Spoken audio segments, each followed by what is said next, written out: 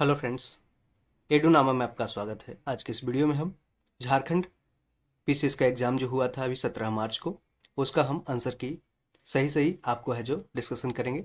और यदि आप बीपीएससी टीचर या बीपीएससी का एग्ज़ाम की तैयारी कर रहे हैं तो कुछ क्वेश्चंस इसमें रहेंगे जीएस के, जो आपके लिए काफ़ी इंपॉर्टेंट रहेगा।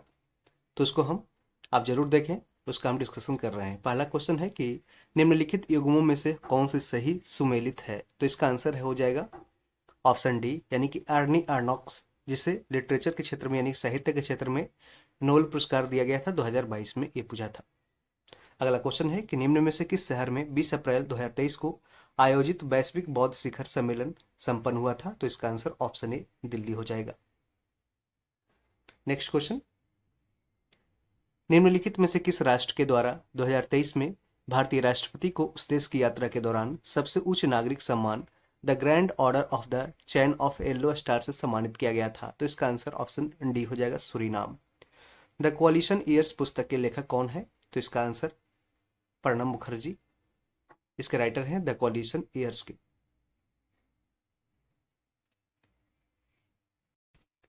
नेक्स्ट क्वेश्चन, उत्तरी अटलांटिक संधि संगठन नाटो के संदर्भ में क्या क्या सही स्टेटमेंट है। तो इस संगठन में 42 राष्ट्र सदस्य, गलत हो जाएगा 32 से, ठीक है। और इसका मुख्यालय ब्रुसेल्स में स्थित है, तो ये सही है। तो केवल दो इसका आंसर हो जाएगा। G20 के संदर्भ में कहा है कौन सा सही है। तो 1 दिसंबर 2022 को भारत ने ऑस्ट्रेलिया से इसकी अध्यक्षता प्राप्त की थी। तो ये स्टेटमेंट गलत हो जाएगा। कहाँ से? इंडोनेशिया से, इंडोनेशिया से। ओके। और कह रहा है G20 का पहला शिखर सम्मेलन 2008 में वाशिंगटन डीसी में संपन्न हुआ। ये भी स्टेटमेंट सही है। पूछा है सही कौन है, तो ओनली 2 हो जाएगा। भारतीय संविधान का कौन सा अनुच्छेद समान नागरिक संहिता यूनिफॉर्म सिविल कोड की बात करता है। तो अनुच्छेद 44। और ये देखिए कई एग्जामों में क्वेश्चन को रिपीट किया जा रहा है, अभी दरोगा मेंस में भी किया गया था। 2023 में संयुक्त राज्य अमेरिका के किस राज्य ने हाल ही में सरकारी स्कूलों में दीपावली के दिन अवकाश की घोषणा की थी। तो इसका आंसर न्यूयॉर्क हो जाएगा, ऑप्शन डी। 9 नंबर क्वेश्चन, कार्य कौन सा सही है। तो इसका आंसर ऑप्शन डी हो जाएगा। श्री पी कल्याण सुंदरम को सामाजिक कार्य यानी कि सोशल वर्क के लिए पद्मश्री मिला था, जबकि आनंद कुमार को मैथमेटिक्स यानी एजुकेशन के सेक्टर में मिला था। निम्नलिखित में से किस राज्य में विश्व के सबसे बड़े रेलवे प्लेटफॉर्म का उद्घाटन किया है गया है मोदी के द्वारा। तो कहाँ पे? कर्नाटक में हुबली प्लेटफॉर्म। विश्व में कौन सा, सॉरी, ठिकाना निम्न में से कौन भारत के गणतंत्र दिवस 2023 में मुख्य अतिथि थे। तो इसका आंसर ऑप्शन बी हो जाएगा, मिस्र के राष्ट्रपति। और अभी 2024 में जो मुख्य अतिथि थे वो फ्रांस के राष्ट्रपति थे। सूडान में फंसे हुए भारतीय नागरिकों के निष्क्रमण हेतु भारत सरकार द्वारा बचाव अभियान का शुभारंभ किया गया था। इस अभियान का नाम क्या था। तो इसका आंसर है operation Kaveri, operation Kaveri Sudan. और यह पूछेगा ऑपरेशन देवी शक्ति, तो ये अफगानिस्तान से फंसे हुए भारतीय नागरिकों को लाया गया। ऑपरेशन गंगा के द्वारा है जो यूक्रेन रशिया जो युद्ध हुआ था उसके दौरान जो भारतीय नागरिक यूक्रेन में फंसे थे उसको भारत लाया गया। भारतीय संसद के नए भवन को किस वास्तुकार ने डिजाइन किया था। तो यहाँ पे देख सकते हैं दो ऑप्शन, बिमल राय, बिमल पटेल है। तो इसका आंसर ऑप्शन सी हो जाएगा, बिमल पटेल। चाहे आप किसी भी एग्जाम की तैयारी कर रहे हो, ऐसे क्वेश्चंस आपको सारे एग्जामों में देखने को मिल सकता है। तो इसलिए है जो कंप्लीट डिस्कशन को जरूर देखें। बीच में लास्ट में 2-4 क्वेश्चन झारखंड का दिया गया है, तो उसको आप ना भी देखें तो उससे कोई फर्क नहीं पड़ता है। लेकिन जो शुरुआती के 90 क्वेश्चन 95 क्वेश्चन जो है जो झारखंड से नहीं पूछे हैं, ये सारे एग्जाम्स के लिए इंपॉर्टेंट रहेगा, तो उसको आप जरूर देखें। निम्नलिखित में से कह रहा है कि आपदा प्रतिरोधी बुनियादी ढांचे के लिए गठबंधन यानी सीडीआरआई के बारे में कौन सा, कह रहा है collision of disaster resilient infrastructure के बारे में कौन सा कथन सही है। तो भारत है जो सीडीआरआई का सदस्य है, बिल्कुल सही है। यह एक यूएनएस एजेंसी है, ये भी सही है। और इसका मुख्यालय पेरिस में ना होकर के कहाँ है, तो दिल्ली में है। कहाँ पे? दिल्ली में। पूछ सकता है क्वेश्चन। इसकी शुरुआत G20 समिट 2023 में हुई। नहीं नहीं, G20 2023 समिट कहाँ हुआ, तो भारत में हुआ, और इसमें इसका कोई भी जिक्र नहीं किया गया था। ठीक है, इसका देख लेते हैं कहाँ पे हुआ था। तो ये है जो 2024 2019 में, कहाँ पे? न्यूयॉर्क में। 2019 में न्यूयॉर्क में, ठीक है, न्यूयॉर्क में, ठीक है, इसको याद रखें। इसकी शुरुआत हुई थी 2019 में न्यूयॉर्क में। तो इस पूछा है कौन सा सही है, तो इसका 1-2 ओनली सही है, ऑप्शन बी। कृषि सूखा को परिभाषित किया गया है, इंग्लिश में देख लेते हैं कि agriculture drought is defined as तो इसका आंसर सीधे सीधे हो जाएगा option B, low soil moisture हो जाएगा। ठीक है, ऑप्शन बी हो जाएगा, करेक्ट कर लीजिए। निम्नलिखित में से किस शहर में भारतीय राष्ट्रीय महासागर सूचना सेवा केंद्र यानी कि Indian national centre for ocean information services located in which of the following cities? Answer हो जाएगा Hyderabad, option D.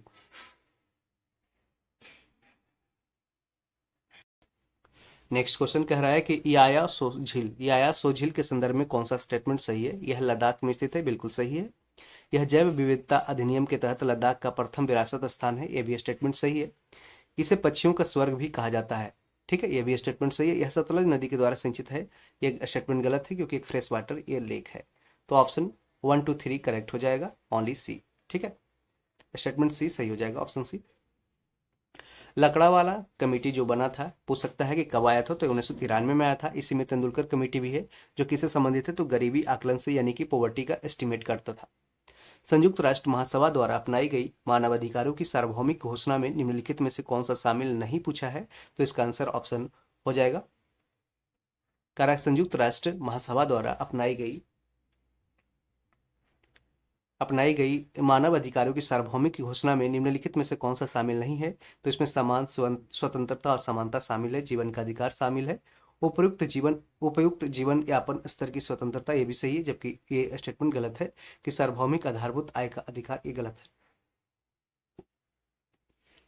20 number question कह रहा WTO यानी वर्ल्ड ट्रेड ऑर्गेनाइजेशन के अंतर्गत निम्नलिखित में से कौन सा अनुदान वॉक्स के रूप में विचार नहीं किया गया है? तो आप जानते हैं कि मुख्य रूप से 3 फेमस ग्रीन ब्लू ग्रीन है, ब्लू है और ग्रीन ब्लू और एम्बर, ये 3 तरह के जो बॉक्स है जो WTO के अंतर्गत आते हैं।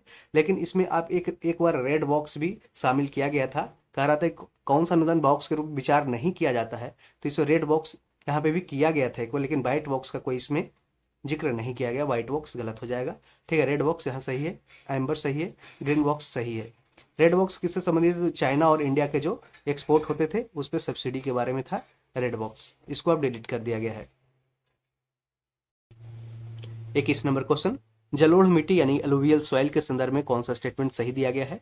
तो इसमें रेत की मात्रा पश्चिम से पूरब की ओर घटती है, तो ये भी स्टेटमेंट सही है कि पश्चिम से पूरब की ओर जाने पे है जो बालू यानी सैंड की जो मात्रा है वो घट जाती है। ये बांगर और खादर स्वरूप में होते हैं, ये भी स्टेटमेंट सही है। और मृदा देश के कुल क्षेत्रफल का लगभग 40% हिस्सा है, 40-43% है। इस मिट्टी में पोटास की मात्रा अधिक और फास्फोरस की मात्रा कम होती है, नहीं ऐसा नहीं है, उल्टा स्टेटमेंट दे दिया है कि पोटास की मात्रा इसमें कम होती है जबकि फास्फोरस है जो अधिक होती है। तो इसलिए स्टेटमेंट 4 है जो गलत हो जाएगा, जब बाकी ये 1 2 3 सही हो जाएगा, यानी ऑप्शन सी करेक्ट कर लीजिए। पीएम कुसुम योजना, ये बीपीएससी 66वीं पीटी एग्जाम में पूछा गया क्वेश्चन है कि पीएम कुसुम योजना किससे संबंधित है? तो आप जानते हैं ये सोलर पंप, कृषि सौर पंप व्यवस्था से संबंधित है पीएम कुसुम योजना। श्रम शक्ति सहभागिता दर को किस रूप में परिभाषित किया जाता है? तो इसका आंसर हो जाएगा ऑप्शन सी, नियोजित और बेरोजगार की संख्या का अनुपात, यानी कि ratio of employed to unemployed population से संबंधित इसको लेबर फोर्स पार्टिसिपेशन रेट को डिफाइन किया जाता है। अगला क्वेश्चन है कि किस विश्व सामाजिक सुरक्षा रिपोर्ट निम्नलिखित में से किसके द्वारा जारी की जाती है? तो इंटरनेशनल लेबर ऑर्गेनाइजेशन के द्वारा। World social security report is released by which of the following? तो इंटरनेशनल लेबर ऑर्गेनाइजेशन, और इसका मुख्यालय कहाँ है? आईएलओ का, तो यहाँ पे है जो जिनेवा में है, कहाँ पे, सॉरी, आईएलओ का मुख्यालय है जिनेवा में, ठीक है, जिनेवा स्विट्जरलैंड में है। जबकि FAO food and agriculture organisation का हेडक्वार्टर कहाँ है? रोम में है, इटली में है, ठीक है।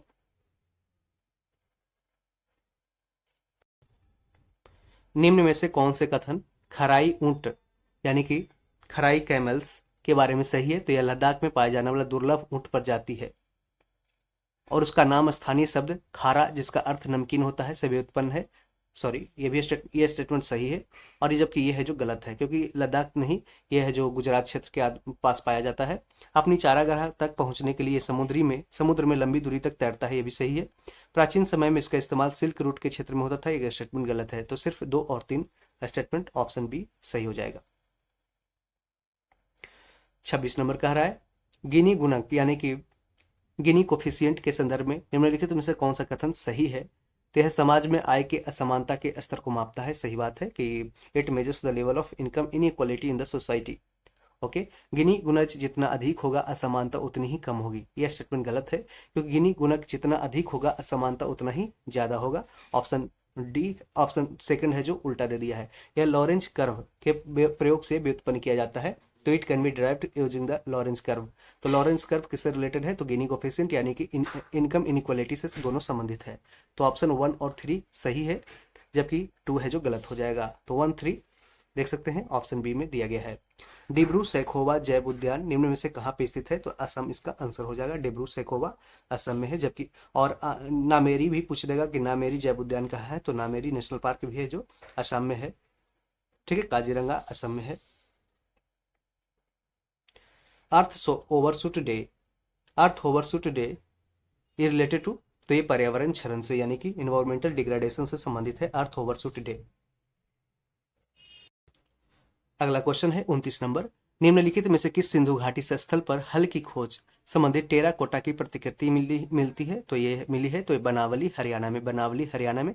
राखीगढ़ी हरियाणा में है, कालीबंगन राजस्थान में है, जहाँ पे जुती हुई खेत का प्रमाण मिला है और वहां से नक्काशेदार ईंट का प्रमाण मिला है, और उसके साथ साथ वहां पे फायर अल्तार का भी जिक्र किया गया है कालीबंगन से। ठीक है, और धौलावीरा से जो धौलावीरा कहाँ है, जो बाटर बाटर का सबसे बड़ा जो स्टोरेज सिस्टम मिला है धौलावीरा से, धौलावीरा गुजरात में है, और वहीं पे एक स्टेडियम भी मिला है धौलावीरा से। लद्दाख कहाँ है, गुजरात में, जहाँ पे पोर्ट का जिक्र किया गया है, बंदरगाह का। नवपाषाणिक पुरास्थल बुरुडीह झारखंड के किस जिले में स्थित है, तो इसका आंसर पूर्वी सिंहभूम हो जाएगा, पूर्वी सिंहभूम। ठीक है, इसको मिला लीजिए, पूर्वी सिंहभूम। ठीक है, इसका आंसर ऑप्शन डी हो जाएगा, इसमें से कोई नहीं। अगला क्वेश्चन है कि कह रहा है कौन सी प्रशासनिक संरचना यानी कि जो एडमिनिस्ट्रेटिव स्ट्रक्चर है वो कौन सा असेंडिंग ऑर्डर में यानी कि बढ़ते क्रम में है, कौन सा आरोही क्रम मतलब बढ़ते क्रम में, असेंडिंग ऑर्डर में कौन सा सही है, तो इसका आंसर ऑप्शन सी होगा, स्थानीय, द्रोणमुख, कर वाटिका और संग्रहण। देखिए स्थानीय क्या होता है कि 800 ग्राम का, 800 जो गांव होते हैं उसका समूह होता है, 800 गांव का समूह।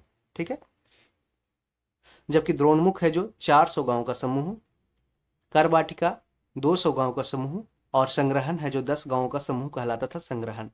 प्रभावती गुप्त शासिका थी, तो जानते हैं गुप्त वंश की, लिखा हुआ है गुप्त, तो प्रभावती गुप्त शासिका थी गुप्त वंश की।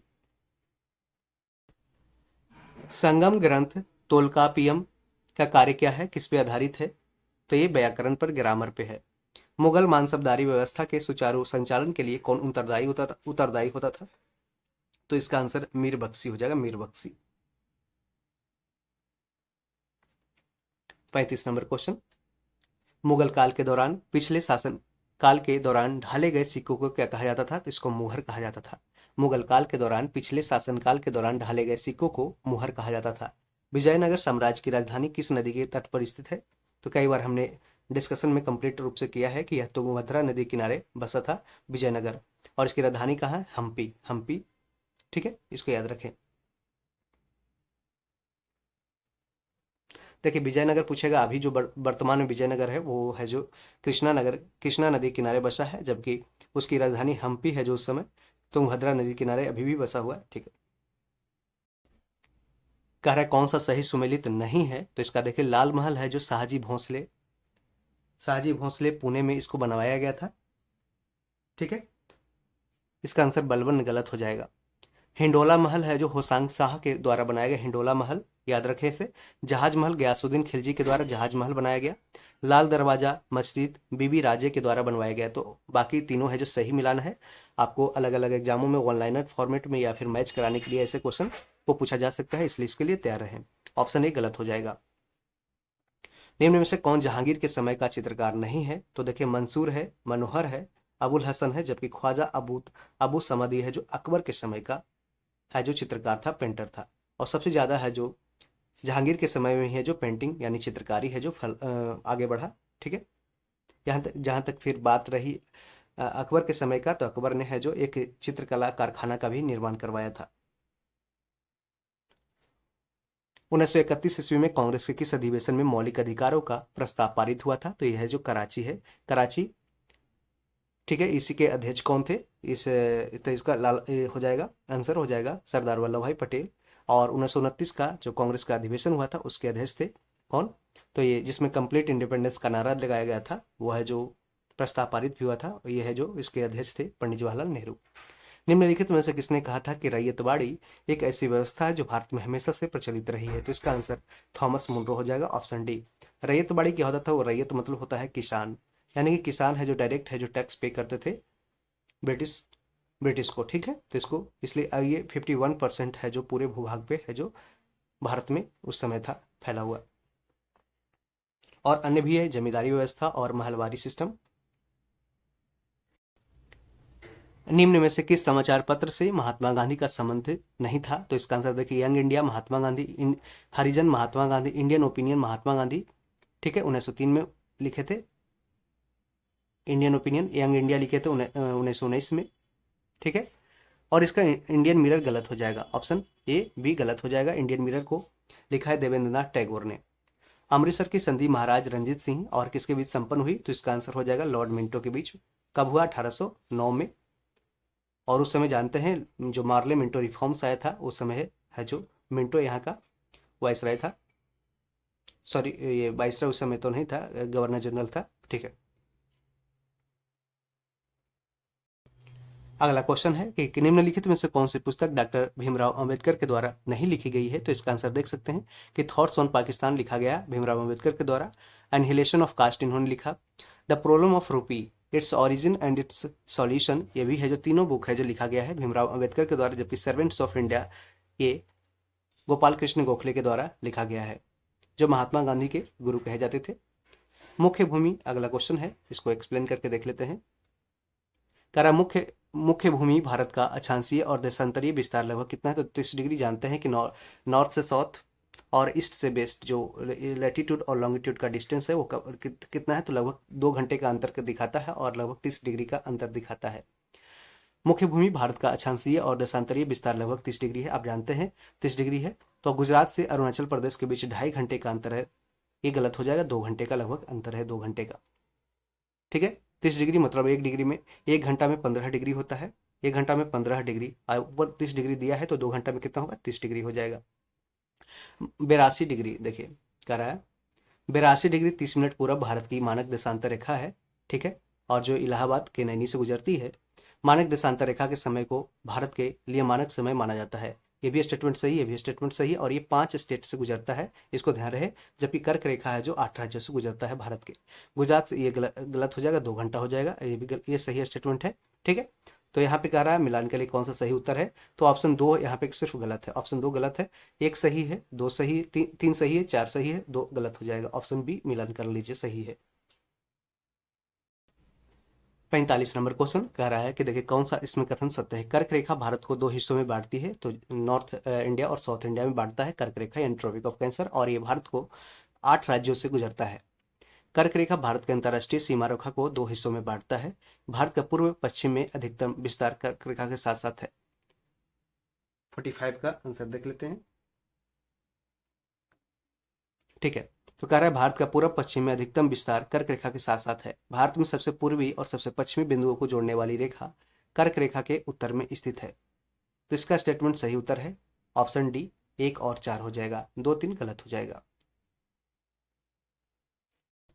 नेक्स्ट क्वेश्चन कह रहा है कि निम्नलिखित में से कौन सा राज्य बांग्लादेश और म्यांमार के साथ सीमा साझा करता है? तो इसका आंसर ऑप्शन सी मिजोरम हो जाएगा। और यही पूछ देगा कि बांग्लादेश से कौन सा ऐसा राज्य है जो बांग्लादेश से तीनों ओर से घिरा हुआ है, या फिर पूछ देगा इनडायरेक्टली कि कौन सा ऐसा भारतीय राज्य है जो तीन ओर से विदेशी सीमा से घिरा हुआ है। तो इसका आंसर ऑप्शन ये त्रिपुरा हो जाएगा, ठीक है। मिलान कर लीजिए, इसका आंसर ऑप्शन सी हो जाएगा मिजोरम। उत्तर से दक्षिण पश्चिमी घाटों को स्थानीय तौर पर जाना जाता है, तो इसका आंसर उत्तर से दक्षिण कह रहा है तो सह्याद्री हो जाएगा उत्तर, फिर नीलगिरी हो जाएगा, अन्नामलाई हो जाएगा, कार्डमम हिल्स हो जाएगा, ठीक है। तो ये सारे है जो पश्चिमी घाट के है जो पहाड़ कह सकते हैं उत्तर से दक्षिण की ओर मिलान करने के लिए दिया गया था, ठीक है। अरेंज करना है, सही ऑप्शन ए।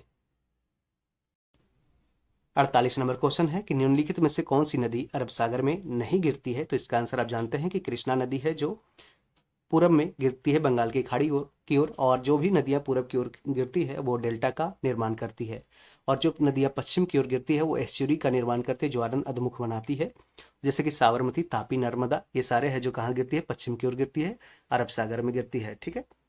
और ये एस्चुरी का निर्माण करती है। और भी इसमें नदियां हैं, जुआरी है, मांडवी है, ठीक है, नर्मदा है, तापी, साबरमती, ये सब सारी नदियां हैं जो पश्चिम की ओर बहती है। जबकि पूरब की ओर बहने वाली नदियां अनेक हैं, जैसे कि महानदी हो गया, जो उड़ीसा का शोक कहलाता है, गंगा, ब्रह्मपुत्रा, मेघना, कृष्णा, कावेरी, महानदी, ये सब सारी नदियां हैं जो पूरब की ओर बहती है बंगाल की खाड़ी में। आम्र वर्षा भारत के किन राज्यों में समान घटना है, यानी कि मैंगो सावर, तो जानते हैं केरल और कर्नाटक की घटना है, ठीक है। नेक्स्ट क्वेश्चन कह रहा है कि 50 नंबर, निम्नलिखित में से कौन सा कथन सही है? तो भारत के पश्चिमी और मध्य भागों के गर्म और शुष्क जलवायु भागों में बाजरा रोपा जाता है। बाजरा मतलब मिलेट्स, ओके, कह रहा है बाजरा मिलेट्स प्रोडक्ट है। Bajra is sown in hot and dry climatic conditions of western and central parts of India, it is correct. And option टी कह रहा है कि टू कह रहा है it is a hardy crop which can resist frequently dry spells, यह एक कठोर फसल है जो बार बार के शुष्क दौरे से निपट सकता है। ये स्टेटमेंट है जो थोड़ा सा हार्श कह रहा है, बार बार कह रहा है, तो इसमें गलत कर सकते हैं। और जैसे कि राजस्थान इसके उत्पादन में अग्रणी है, तो ये स्टेटमेंट है जो सही है। तो आपको देखा पहला तो सही है, दो ही ऑप्शन इसमें ढूंढना है, तो देख सकते हैं यहाँ पे कौन सा सही हो जाएगा, 1 और 4 सही हो जाएगा। 1 और 4 स्टेटमेंट सही हो जाएगा क्योंकि ये सही है और ये तो सही है, और ये गलत हो जाएगा। और कह रहा बारानी फसल यानी कि रेनफेड क्रॉप, रेनफेड क्रॉप तो ये स्टेटमेंट है नहीं, रेनफेड है नहीं, इसलिए इसकी उत्पादकता कम है राजस्थान में। ये है जो राजस्थान में इसका उत्पादकता है जो ज़्यादा है, ठीक है। 1 और 4 इसको टिक कर लीजिए। Next question, the dryland farming in India is largely confined to the regions having annual rainfall of less than 75 centimetre. Bharat में शुष्क भूमि की खेती उन प्रदेशों तक सीमित है जहां पे वार्षिक वर्षा 75 सेंटीमीटर से कम होती है। 52 नंबर क्वेश्चन कह रहा है कि 2011 जनगणना के अनुसार भारत में महिलाओं का किसका, तो महिलाओं का अंतर्राज्यीय प्रवास आखिरी आवासीय स्थान के अनुसार निम्न में क्रम में किसका है? तो इसका आंसर ऑप्शन सी हो जाए, गांव से गांव जाना, फिर गांव से शहर जाना, और फिर शहर से गांव लौटना, और फिर शहर से शहर की ओर जाना। ये स्टेटमेंट है जो सही सही दिया गया है। और देखिए मुख्य रूप से जो महिलाओं का एक दूसरे से एक जगह से दूसरी जगह प्रवासन होता है, किस कारण से होता है? तो जैसे उनकी शादी हो जाती है तो वो अपने हस्बैंड के यहाँ रहना स्टार्ट कर देती है, जिस कारण से बहुत ही संख्या में उसका है जो प्लान होता है। जनसंख्या आकार के आधार पर निम्न में से कौन सा शहरी संकुलन का आरोही क्रम है? तो इसका आंसर 53 का हो जाएगा, अहमदाबाद, हैदराबाद, बेंगलुरु और चेन्नई, ऑप्शन सी हो जाएगा। करा है जनसंख्या आकार के आधार पर निम्न में से कौन सा शहरी संकुलन का आरोही, शहरी संकुलन मतलब होता है अर्बन एग्लोमेरेशंस, ओके, तो इसका आंसर हो जाएगा ऑप्शन सी, अहमदाबाद, हैदराबाद, बेंगलुरु, चेन्नई, आरोही क्रम में, बढ़ते हुए क्रम में। कह रहा है कि भारतीय संविधान में चुनाव आयोग का प्रावधान निम्नलिखित में से किस देश से प्रेरित है? अब जानते हैं कि आर्टिकल 324 से लेकर के 329 तक है जो भारतीय संविधान में चुनाव आयोग का जिक्र किया गया है। और यह कहाँ से लिया गया है? इसका आयरलैंड से तो नहीं हुआ है, ठीक है, और ना ही तो संयुक्त राज्य अमेरिका से। तो ये ऑप्शन या तो डी हो सकता है या फिर ऑप्शन बी हो सकता है, क्योंकि भारत पे बहुत पहले से इलेक्शन में जो ये राज कर रहा था कौन, मतलब कि भारत में राज कर रहा था ब्रिटिश, और वहीं से हो सकता है कि गवर्नमेंट ऑफ इंडिया एक्ट है जो हूबहू कॉपी किया गया है। तो ये ऑप्शन बी या तो डी हो जाएगा, ठीक है, यही दो चीज हो सकता है, ऑप्शन बी ऐसे करेक्ट मान लीजिए। भारतीय संविधान के किस अनुच्छेद के अंतर्गत राज्यसभा संसद को 2/3 बहुमत से राज्य के किसी विषय पर कानून बनाने के लिए अधिकृत कर सकती है? तो इसका आंसर आर्टिकल 249 हो जाएगा। मिलान कर under which article of the Indian constitution can the Rajya Sabha authorise the parliament to legislate on A state subject by 2/3 majority? 2/3 majority कब लगती है? तो स्पेशल मेजोरिटी के केस में लगती है, ठीक है, तो इसका आंसर ऑप्शन ए हो जाएगा, आर्टिकल 249। अगला क्वेश्चन है 56 नंबर, भारतीय संविधान के किस अनुच्छेद में यह उल्लेखित किया गया है कि राज्य के नीति निर्देशक तत्वों को किसी भी न्यायालय द्वारा लागू नहीं किया जा सकता है? यानी कह रहा which article of the Indian constitution says that directive principles of state policy are not enforceable by any court? Answer is article 37, option D हो जाएगा, आर्टिकल 37। नेक्स्ट क्वेश्चन, किस संशोधन अधिनियम के अंतर्गत अनुच्छेद 16 में 4A जोड़कर अनुसूचित जाति और अनुसूचित जनजाति के लिए पद उन्नति में आरक्षण सुनिश्चित किया गया? तो इसका आंसर ऑप्शन सी हो जाएगा, 77वां संशोधन अधिनियम 1995, under which amendment act was the reservation in promotion for the scheduled caste and scheduled tribes ensured by inserting clause 4A in article 16? Answer is 77th amendment act 1995। 58 number question, निम्नलिखित में से कौन से कथन भारत के दूरसंचार नियामक प्राधिकरण यानी कि telecom regulatory authority of India के बारे में सही दिया गया है। तो यह सर्वप्रथम 1997 में स्थापित हुआ। यह एक वैधानिक संस्था है। इसकी स्थापना दर निर्धारण संशोधन सहित दूरसंचार सेवाओं को विनियमित करने के लिए की गई थी। इसका मुख्यालय कहाँ है? तो मुंबई में है। ये स्टेटमेंट तो बिल्कुल गलत है, क्योंकि इसका हेडक्वार्टर कहाँ है? दिल्ली में है। ठीक है, तो जहाँ पे भी चार स्टेटमेंट दिया है उसको काट कर लीजिए। आप देख सकते हैं यहाँ ये भी कट गया और ये भी कट गया। तो कह रहा वन वन यहाँ पे दो है, जो दो कॉमन है, तो दो तो सही हो जाए। एक वैधानिक संस्था है, यानी कि एक स्टैट्यूटरी बॉडी है। ये सही है। ठीक है, और यह सर्वप्रथम 1997 में स्थापित किया गया, सही है। और इसकी स्थापना दर निर्धारण संशोधन सहित दूरसंचार सेवाओं को भी नियमित करने के लिए की गई थी, यानी कि it was establish to regulate telecom services including fixation और रिवाइजिंग टैरिफ्स। इसका आंसर ऑप्शन बी कर लीजिए, 1, 2 और 3 करेक्ट है। नेक्स्ट क्वेश्चन, भारत में पंचायती राज संस्था के कामकाज की जांच के लिए निम्नलिखित में से कौन सी समितियां नियुक्त की गई थी? तो इसका आंसर एल एम सिंह भी दिया है, JV के राव समिति, अशोक मेहता समिति और बलवंत राय मेहता समिति। तो चारों समितियां हैं जो किससे संबंधित है? ये पंचायती राज से, तो इसलिए स्टेटमेंट ऑप्शन डी सही हो जाएगा। अब जानते हैं कि बलवंत राय मेहता है जो 1957 में लाया गया, और ये है जो थ्री टीयर पंचायती राज व्यवस्था को लागू करने का रिकमेंडेशन दिया, जबकि अशोक मेहता कमेटी ने 1977 में आया, और यह 2 टीयर यानी कि 2 टीयर है जो पंचायती राज इंस्टीट्यूशन को स्टैब्लिश करने के लिए किया। अब जानते हैं कि भारत में पंचायती राज 73वीं संविधान संशोधन 1912 के द्वारा है जो भारत में 1992 के द्वारा 73वीं संविधान संशोधन 1992 के द्वारा भारत में लागू किया गया था। और यहीं पे जो म्यूनिसिपालिटी है, नगर निगम वाला, वो है जो 74वीं संविधान संशोधन 1992 में लाया गया। टोटल पंचायत में विषय दिया है 29 विषय, और म्यूनिसिपालिटी यानी कि नगर निगम में 18 विषय का जिक्र किया गया है। और यह एक स्टेट लिस्ट का सब्जेक्ट है, इसको याद रखें। पंचायत कौन सा स्टेट लिस्ट यानी कि राज्य सूची का विषय आता है। अगला क्वेश्चन है कि भारत में किस तिथि को सुशासन दिवस के रूप में मनाया जाता है? तो जानते हैं कि 25 दिसंबर को अटल बिहारी वाजपेयी का जन्म दिवस मनाया जाता है, जिस कारण से 25 दिसंबर को सुशासन दिवस यानी कि गुड गवर्नेंस डे के रूप में मनाया जाता है 25 दिसंबर को। और ये भी आप जान लीजिए कि 1 मई को मजदूर दिवस मनाया जाता है, मजदूर दिवस। और 14 नवंबर को बाल दिवस मनाया जाता है। पंडित जवाहरलाल नेहरू का जन्म हुआ था 14 नवंबर 1889 को, जिस कारण से, ठीक है, 14 नवंबर को बाल दिवस मनाया जाता है। और 14 नवंबर को ही विश्व मधुमेह दिवस भी मनाया जाता है, मधुमेह दिवस, डायबिटीज डे। और 2 अक्टूबर को नॉन वायलेंस डे यानी कि अहिंसा दिवस मनाया जाता है, क्योंकि गांधी जी का जन्म 2 अक्टूबर 1869 को हुआ था, 1869 में हुआ था। और 1869 में ही है जो स्वेज नहर का निर्माण किया गया था, स्वेज नहर का। नेक्स्ट क्वेश्चन 61 नंबर है कि निम्नलिखित में से कौन सा या नियंत्रक और महालेखा परीक्षक के बारे में सत्य नहीं है, गलत पूछा है। तो ठीक है, तो कह रहा है उनके कार्यालय के प्रशासनिक खर्च संसद के मत के अधीन है। अपने पद को छोड़ने के बाद वह भारत सरकार या राज्य के अधीन अन्य कोई पद पाने के योग्य नहीं है। स्टेटमेंट सही है। संसद के दोनों सदनों में अक्षमता या दुर्व्यवहार साबित होने के आधार पर ही नियंत्रक और महालेखा परीक्षक को उसके पद से हटाया जा सकता है। तो स्टेटमेंट 2 और 3 है जो सही है, ठीक है, और बाकी पहला है जो गलत है। तो इसलिए स्टेटमेंट 1 और 3 कह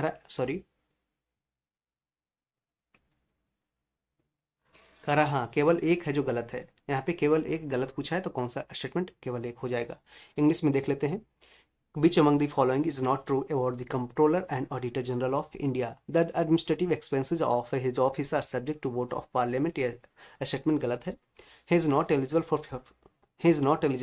for further office under the government of India or of any state after he quits office. The guy can be removed from office on the ground of proven incapacity or misbehavior after an address by both the houses of Parliament.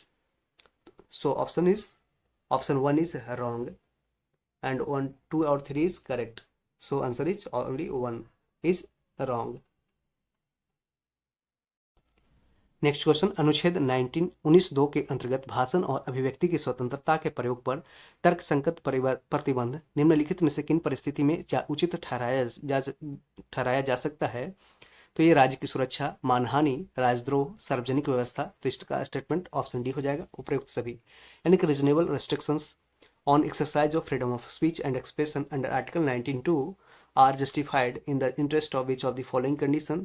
Answer is security of state, defamation, sedition, public order. All are correct. 63 number question, किस समिति की report ने भारत के अनुसूचित क्षेत्रों में रहने वाले लोगों के लिए आदिवासी स्वशासन सुनिश्चित करने के संदर्भ में पंचायत अनुसूचित क्षेत्रों तक विस्तार अधिनियम यानी पेसा एक्ट 1996 के लिए मार्ग प्रशस्त किया? Which committee report paved the way for the Panchayats extension to Scheduled Areas Act पेशा कब आया था? 1996 में. For ensuring travel self rule for people living in scheduled areas of India. Answer is option C, Bhuria committee. ठीक है, option C Bhuria committee. द्वितीय पंचवर्षीय योजना, अब जानते हैं इसे महालनोबिस मॉडल भी कहते हैं. यह 1956 से लेकर के 1961 तक है जो इसका 5 ईयर प्लान चला था. इसमें है जो हैवी इंडस्ट्री को प्रमोट करने की बात की गई थी. 65 नंबर क्वेश्चन, शहरी क्षेत्रों में गरीबी के आकलन का आधार किस सूचकांक को माना जाता है? तो इसका आंसर ऑप्शन डी हो जाएगा, औद्योगिक श्रमिकों का उपभोक्ता मूल्य सूचकांक यानी कि consumer price index of industrial worker CPI IW. ठीक है. भारत निम्न में से किस फसल का सबसे बड़ा उत्पादक है और साथ ही साथ सबसे बड़ा उपभोक्ता और आयातक भी है? तो हमने इस क्वेश्चन, बहुत सारे ऐसे क्वेश्चन आपको 100 में से मिल जाएंगे जिसका हमने है जो वीडियो जैसे घटना चक्र प्रीवियस ईयर क्वेश्चन से बीपीएससी का जो प्लेलिस्ट है उससे आप देख सकते हैं कि बहुत सारे क्वेश्चन इसमें रिपीट किए गए हैं, बहुत सारे प्रीवियस ईयर क्वेश्चन.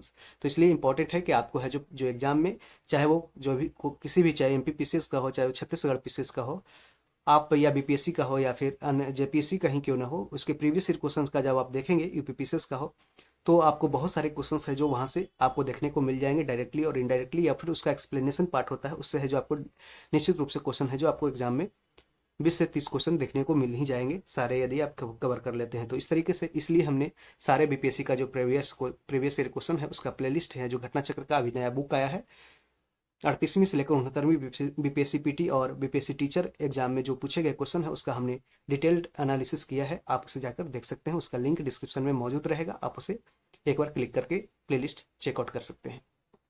तो इसका आंसर ऑप्शन सी दलहन हो जाएगा यानी कि पल्सेज. अगला क्वेश्चन है कि विच of the following is not a cash crop? Cash crop क्या होता है कि कैश क्रॉप ऐसा है कि आप जैसे खेत से फसल को काटते हैं तो उसको आप घर पे स्टोरेज ज़्यादा दिन तक नहीं रख सकते हैं क्योंकि उसकी जो स्टोरेज रखने से क्या होगा, उसका क्वालिटी है जो ख़राब हो जाएगी. जैसे गन्ना को यदि आप काट करके घर पे रखते हैं 10 दिन 5 दिन या 4 दिन भी रख सकते हैं तो रखेंगे तो आपका जो उसका जो गन्ना का जो जूस है वो है जो ख़त्म हो जाएगा, सूख जाएगा, जिस कारण से आपको पूरी तरह से फसल बर्बाद हो जाएगा. ठीक है, तो इसका आंसर हो जाएगा ज्वार हो जाएगा. एक कैश क्रॉप नहीं है, यानी कि एक फूड क्रॉप है. जूट है जिसे गोल्डन फाइबर कहते हैं, सुनहरा रेशा कहते हैं, कई बार एग्जाम में पूछा गया है.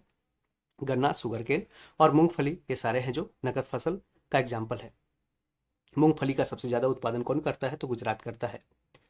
सतत विकास के निर्धारण हेतु निम्न किन सूचकांकों को आधार बनाया जाता है? तो इसका आंसर पारिस्थितिकी, सामाजिक और सांस्कृतिक, आर्थिक, ये सारे स्टेटमेंट सही हो जाएंगे. यानी कह रहा है which indices are the basis for the determining sustainable development. Sustainable development यानी कि इसे का सतत विकास कहते हैं. ऐसा विकास जिसमें है कि अपने फ्यूचर जो जनरेशन जो आ रहा है उसके ज़रूरतों को कंप्रोमाइज़ किए बिना हम है जो यूटिलाइज करते हैं जो अभी वर्तमान में नेचुरल रिसोर्सेज हैं. ठीक है, तो इसका answer option A, ecology, social and cultural, economic, तो ऑल इसमें करेक्ट हो जाएगा. देख सकते हैं कि यदि आपने सस्टेनेबल डेवलपमेंट टॉपिक को कवर किया होगा तो इसमें डायरेक्ट 3 क्वेश्चंस आपको देखने को मिला लगातार. जोहान्सबर्ग में सतत विकास सम्मेलन किस वर्ष आयोजित हुआ था? तो इसका आंसर 2002 हो जाएगा, ऑप्शन बी हो जाएगा. सतत विकास क्या है? तो ये आर्थिक विकास, पर्यावरणीय विकास, सामाजिक विकास, ये सारा एक ही स्टेटमेंट जो जैसे ऊपर था वैसे ही है. यानी व्हाट इज सस्टेनेबल डेवलपमेंट? तो economic development, environmental development, social development, all of the above, यानी कि ओवरऑल डेवलपमेंट को सस्टेनेबल डेवलपमेंट कहते हैं. ठीक है, और ये देखिए सस्टेनेबल डेवलपमेंट से चौथा क्वेश्चन कि सस्टेनेबल डेवलपमेंट यानी सतत विकास शब्द कब अस्तित्व में आया था? तो इसका आंसर 1980 हो जाएगा. भारत में आर्थिक सुधार की प्रक्रिया कब शुरू की गई? 1991 में. जानते हैं LPG रिफॉर्म्स आया था और उस समय मनमोहन सिंह भारत के क्या थे? वित्त मंत्री थे. LPG मतलब लिबरलाइजेशन, प्राइवेटाइजेशन और ग्लोबलाइजेशन. ग्लोबलाइजेशन में है जो भारत के प्रोडक्ट को और विश्व के प्रोडक्ट को दोनों को आपस में है जो लिंक किया गया, वहाँ के प्रोडक्ट यहाँ के प्रोडक्ट वहाँ जाना स्टार्ट हो गया. प्राइवेटाइजेशन में क्या हुआ कि जो भारत के पब्लिक सेक्टर कंपनी है उसको है थोड़ा थोड़ा प्राइवेटाइज करना स्टार्ट कर दिया गया, निजीकरण किया गया और उस पर गवर्नमेंट कंट्रोल है जो थोड़ा सा हटाने लगा. लिबरलाइजेशन में क्या है कि आपको है जो बिजनेस करने की छूट दी गई, आप है जो कहीं भी बिजनेस कर सकते हैं और इसमें कोई भी ज़्यादा गवर्नमेंट का इंटरफेरेंस नहीं रहेगा. देखिए मिलान करने के लिए दिया है कि मूल्य विभेद, यानी कि इंग्लिश में देख लेते हैं प्राइस डिस्क्रिमिनेशन, तो इसका आंसर लैंड मोनोपोली हो जाएगा, लैंड मोनोपोली। ए का 3 हो जाएगा। लैंड रिफॉर्म्स, इसका आंसर लैंड कंसोलिडेशन हो जाएगा। बी का 4 हो जाएगा। विशेष सर्कल ऑफ पॉवर्टी, इसका आंसर ऑप्शन ये होगा रैगनर नक्शे होगा, Ragnar Nurkse vicious circle of poverty. IBRD, इसका स्टेटमेंट हो जाए ब्रेटन वुड्स, यानी International Bank for Reconstruction and Development, IBRD, इसका किसके द्वारा निर्माण किया गया? ब्रेटन वुड्स कॉन्फ्रेंस के द्वारा बनाया गया था, इसलिए स्टेटमेंट इसका ऑप्शन ए सही हो जाएगा। मिलान कर लीजिए। अब हम साइंस के प्रश्न देखते हैं। ध्वनि तरंगों के दो क्रमागत संपीड़नों के बीच की दूरी को क्या कहते हैं? What do you call the distance between the two consecutive compression of A sound wave, that is wavelength. यहाँ पे जैसे ये देखते होंगे, ठीक है, इसी को वेवलेंथ कहते हैं। ठीक है, वेवलेंथ हो गया। वेवलेंथ को एंगस्ट्रम में मापते हैं। निम्न में से प्रतिध्वनि का कारण क्या है, यानी इको का कारण क्या है? ठीक है, इको आप जानते हैं कि जैसे आप 17 मीटर के लगभग दूरी पे से जनरेट करते हैं, बोलते होंगे तो वहां से आवाज गूंज के आती है। 17 मीटर कम से कम रेंज होनी चाहिए, तो इसका आंसर ध्वनि का प्रवर्तन यानी कि रिफ्लेक्शन ऑफ साउंड होना चाहिए, इसका आंसर है। 76 नंबर क्वेश्चन, प्रकाश वर्ष इकाई किसकी है? तो ये दूरी की है, डिस्टेंस की है। निम्न में से कौन निर्वात में गमन नहीं करता है? तो इसका आंसर ऑप्शन सी साउंड हो जाएगा। साउंड है जो वैक्यूम में गमन नहीं करता है। ठीक है, इसका कोई भी मीडियम नहीं होता, जिस कारण से आप जानते हैं कि एस्ट्रोनॉट जो ऊपर जाते हैं अंतरिक्ष में, वहाँ पे निर्वात की स्थिति पाई जाती है, जिस कारण से वहाँ हवा नहीं होता है, और वहाँ पे है जो कोई भी एक दूसरे से बात करते हैं तो सुनाई नहीं पड़ती है। वाहक रेडियो तरंगों पर किसी सूचना के अध्यारोपण की प्रक्रिया क्या कहलाती है? तो ये मॉड्यूलेशन कहलाती है, option B. The process of superposition of any information on radio waves is named as modulation. Next question कह रहा है कि निम्न में से किस जीव से अंगोरा ऊन प्राप्त की जाती है? तो इसका आंसर खरगोश हो जाएगा। रैबिट से अंगोरा ऊन प्राप्त की जाती है। कह रहा है which of the following is not true about RAM, यानी रैम रैंडम एक्सेस मेमोरी, इसका फुल फॉर्म होता है random access memory. RAM is a temporary storage data. ठीक है, ये स्टेटमेंट सही हो गया। RAM is like a hard disk storage, hard disk नहीं होता है, यदि हार्ड डिस्क होता तो हमेशा के लिए सेव हो जाता। हार्ड डिस्क को क्या बोलते हैं? रोम बोलते हैं, ROM, read only memory. RAM is a volatile memory, ये भी स्टेटमेंट सही है। कह रहा है information stored in RAM is gone when the computer is turned off. Okay, तो स्टेटमेंट ऑप्शन बी है जो गलत हो जाएगा, बाकी तीनों सही है। नॉट ट्रू पूछा है। 81 नंबर क्वेश्चन, किसी की भी शिकायतों को व्यक्त करने के लिए वेबसाइटों का प्रयोग क्या कहलाता है? तो साइबर बेटिंग कहलाता है, cyber venting. Using websites to pour out one's grievance is called cyber venting. Okay, ये सब याद रखें। कोई क्वेश्चन है जो इसमें से निकल के आपके अलग अलग एग्जामों में पूछा जा सकता है। Which part of central processing unit यानी सीपीयू को ब्रेन ऑफ कंप्यूटर कहते हैं, performs calculation and makes decision, तो अरिथमेटिक लॉजिकल यूनिट यानी कि ALU होगा, ALU। 83 number question, ICAR day, Indian council of agriculture research, इसका हेडक्वार्टर कहाँ है? दिल्ली में, याद रखें। और इसका ये डे कब मनाया जाता है? 16 जुलाई को, जबकि 23 दिसंबर को मनाया जाता है क्या?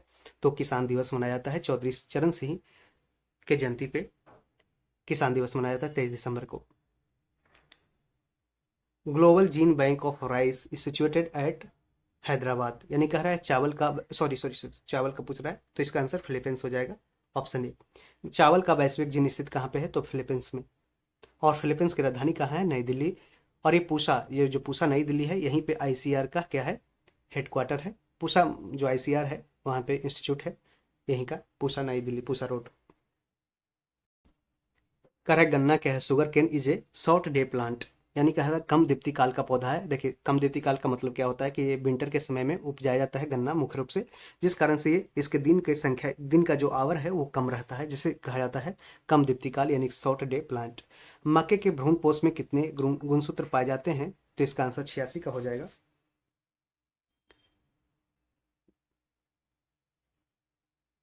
ऑप्शन बी हो जाएगा, 30 हो जाएगा, 30 हो जाएगा। 87 कह रहा है which of the following genomic condition is found in commercial edible beet. ठीक है, बीट में ग्लूटीन पाया जाता है। और 20 का इसका आंसर हो जाएगा ऑप्शन डी कर लीजिए, ABD genome, ABD genome. Alkaline soils can be improved by the use of gypsum, gypsum calcium sulphate. जारीय क्षारीय भूमियों को सुधारा जा सकता है जिप्सम जिप्सम के प्रयोग द्वारा। निम्नांकित में से लोटा पहाड़ की मुख्य पहचान है, तो प्रस्तर कालीन आदिमानवों का केंद्र यानी कि centre of the stone age of primitive people, answer है लोटा पहाड़, ऑप्शन बी हो जाएगा। 90 नंबर क्वेश्चन, जहांगीरनामा में छोटा नागपुर राज्य के किस हाथी का उल्लेख किया गया है, तो नागपुरी पीठो, नागपुरी पीठो इसका सही कर सकते हैं कि छोटा नागपुर राज्य के किस हाथी का उल्लेख किया गया है जहांगीरनामा में, तो नागपुरी पीठो। 1857 की क्रांतिकारी गतिविधियों का प्रमुख केंद्र रोहिणी आज किस जिले में स्थित है, तो यह है जो देवघर में, देवघर झारखंड में। और ये झारखंड का जो जामताड़ा जिला है, यहीं से जो अभी पेपर जो लीक का मामला आया है, जो वहाँ पे देख सकते हैं कि जैसे कि बोर्ड एग्जाम में कैसे होता है कि जैसे स्कूल चौथा पांचवा एग्जाम में है जो आप बैठते होंगे सरकारी स्कूल में, इधर कोई लेके बैठा है, उधर कोई लेके क्वेश्चन को बैठ गया है, जिस कारण से जामताड़ा में। और जामताड़ा है जो पहले जाना जाता था साइबर फ्रॉड क्राइम के लिए, और पूरा साइबर फ्रॉड कैपिटल कहा जाता है भारत का, कौन, जामताड़ा। और इस पर एक वेब सीरीज भी बनी है, यदि आप टेलीग्राम या कहीं भी सर्च कीजिएगा तो आपको जामताड़ा का वेब सीरीज मिल जाएगा, आप उसे देखेंगे तो आपको पता चलेगा रियलिटी क्या है साइबर फ्रॉड का। ठीक है, आगे बढ़ते हैं। 92 नंबर क्वेश्चन कि संथाल जनजाति के सबसे प्रमुख देवता का नाम क्या है, तो इसका आंसर मरांग बुरु हो जाएगा। Who is the most important god of the Santhal tribe, Maranga Buru, Marang बुरु। राजकुमारी कुष्ठाश्रम 1895 में किस शहर में स्थापित किया गया था, तो इसका आंसर देवघर हो जाएगा, ऑप्शन ए देवघर। हिल खड़िया समाज पंचायत से बड़ी संस्था को क्या कहा जाता है, तो इसका आंसर ऐसे मिला लीजिए, लेकिन हम कंफर्म नहीं है, कहीं मिल नहीं रहा था। ठीक है, पढ़ा तो होगा नहीं। ठीक है, इसको एक बार मिलान कर सकते हैं। ठीक है, निम्नलिखित में से कौन गांव के प्रधान माने जाते थे, तो इसका आंसर भोक्ता कर सकते हैं, लेकिन ये दोनों का स्टेटमेंट है, क्वेश्चन है जो हम 100% कन्फर्म नहीं है, इसलिए इसको डॉट में रख सकते हैं। थेंदरी और बिदादरी, थेंदरी और बिदादरी संस्कार जुड़े हुए किससे बहुत जगह हमने खोजा, लेकिन इसका मिला नहीं, तो ये मुंडा अंत्येष्टि, इसको ऐसे ऑप्शन क्लिक कर सकते हैं। ठीक है, 96 का सी।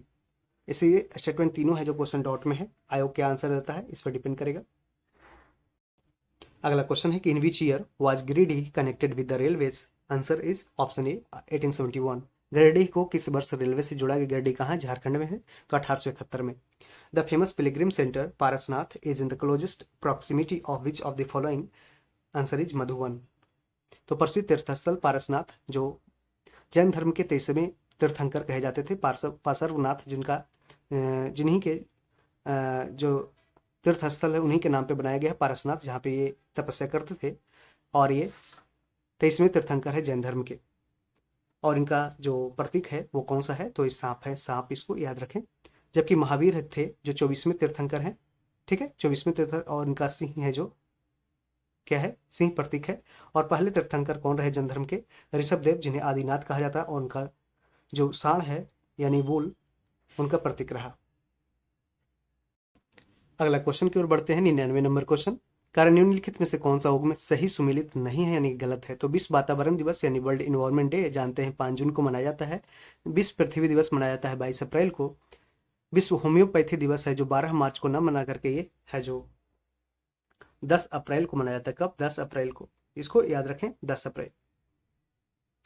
और अंतर्राष्ट्रीय योगा दिवस 21 जून को मनाया जाता है, तो ऑप्शन सी गलत हो जाएगा। 2023 में किस राज्य ने सीखो और कमाओ लर्न एंड अर्न योजना किसने स्टार्ट किया, तो इसका answer option B Madhya Pradesh हो जाएगा, मध्य प्रदेश। तो फ्रेंड्स, इस तरीके से हमने टोटल 100 क्वेश्चंस जो जेपीएससी प्री पार्ट 1 में पूछा गया क्वेश्चन है, पार्ट 1 का पेपर है, फर्स्ट पेपर हुआ था जीएस का, उसमें है जो आप देख रहे हैं क्वेश्चन का लेवल बहुत ही अच्छा रखा गया था, मतलब कि एक मॉडरेट से लेकर के हार्ड से लेकर कुछ है जो क्वेश्चन एक अच्छा लेवल कह सकते हैं पेपर का। और इसमें जीएस के भी प्रश्न काफ़ी अच्छे रहे, कुछ करंट अफेयर्स है जो 2022 से पूछे गए, कुछ 2023 से पूछे गए, यानी कि जो रिसेंट करंट अफेयर है उसको है जो कम ही देखा गया। तो इस तरीके से कह सकते हैं कि बहुत सारे एग्जामों में इस तरीके से क्वेश्चन है जो डिजाइन किया जाता है बहुत सारे एग्जामों में। तो यहाँ से आप यदि 100 क्वेश्चंस को देखे होंगे तो आपको अनुमान लगा होगा कि बहुत सारे क्वेश्चंस आपको याद होंगे, रिकॉल हुए होंगे कि ऐसे एग्जाम में पूछे जाते हैं। तो आप जितने सारे पीसीएस एग्जाम के क्वेश्चन पेपर होते हैं उसको जरूर आंसर देखें, उसका सोल्यूशन देखें, एक्सप्लेनेशन देखें। आपको फिर इससे हेल्प क्या मिलेगी कि अगले एग्जाम में जब आप बैठेंगे तो उसमें है जो बहुत सारे क्वेश्चन डायरेक्टली और इनडायरेक्टली रूप में आपको है जो, या फिर ऑप्शन से काटने के थ्रू आपको हेल्प मिल जाएगा। किसी भी तरीके से आपको है जो 30 से 40 क्वेश्चंस को ऑप्शन के साथ या जो किसी तरीके से आपको मिलेगा क्वेश्चन, और आपको हेल्प मिलेगा एग्जाम में क्वेश्चंस को अटेम्प्ट करने में। और यदि आपने है जो घटना चक्र का प्लेलिस्ट देखना चाहते हैं बीपीएससी प्रीवियस ईयर क्वेश्चंस का, तो इसका लिंक डिस्क्रिप्शन में मौजूद रहेगा, उसे आप जाकर देख सकते हैं। उसमें है जो बहुत सारे जो सब्जेक्ट हैं दिए, हिस्ट्री, ज्योग्राफी, पॉलिटी, इकोनॉमिक्स और साइंस, और फिर वर्ल्ड ज्योग्राफी, इंडियन ज्योग्राफी, तो आप उसे जाकर देख सकते हैं। आपको एक बहुत ही डिटेल्ड एनालिसिस दिया गया है, बहुत ही अच्छे से अपडेटेड बुक है 2024 की घटना चक्र की, और ये 38वीं से लेकर 69वीं यानी कि 1992 से 2023 तक की बुक है। इसे आप जाकर देख सकते हैं। तो देखने के लिए वीडियो थैंक यू। और फिर चैनल पे पहली बार आए हैं तो सब्सक्राइब जरूर कर लीजिए, क्योंकि ऐसे ही प्रीवियस ईयर क्वेश्चंस का डिस्कशन आपके साथ हम लेते आएंगे और बहुत सारे क्वेश्चंस का हम डिस्कशन करते हैं। Thank you, all the best.